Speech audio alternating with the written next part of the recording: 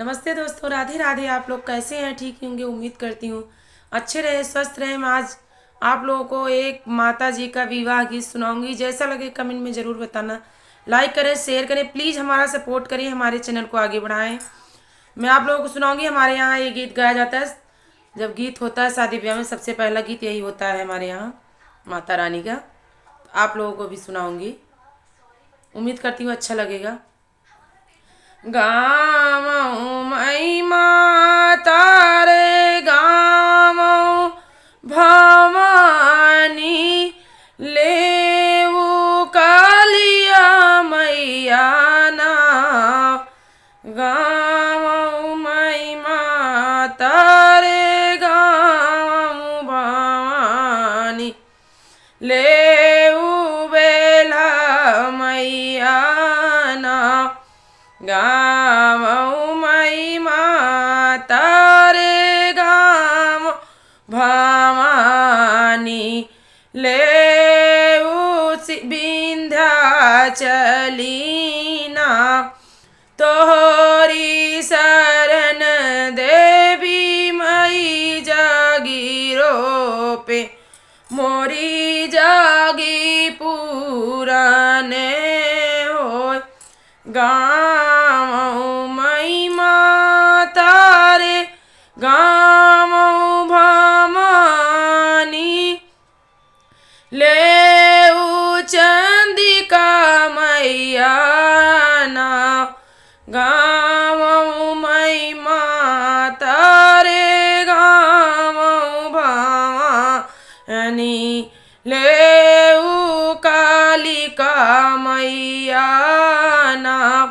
गाँव मई माता रे गाँव भवानी लेऊ गंगा मैया ना। गाँव मई माता रे गाँव भवानी लेऊ सातऊ बहिनी ना। तोहरी शरण देवी मई जागी रोपे मोरी जागी पुराने हो।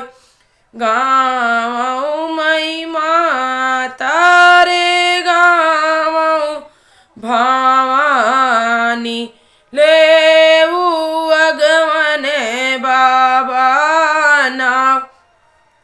तोहरे शरण बाबा मई जागीरो पे मोरी जागी पुराने हो।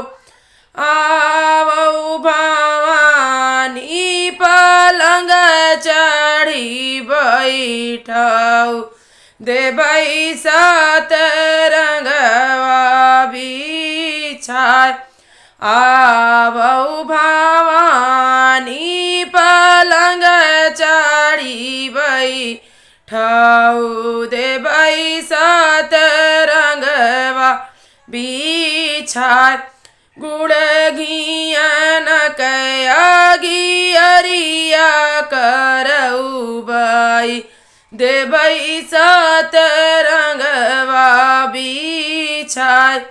दुलाहिनी दुलाहाया मर काई देत्यु सोने मौरे होई बिया।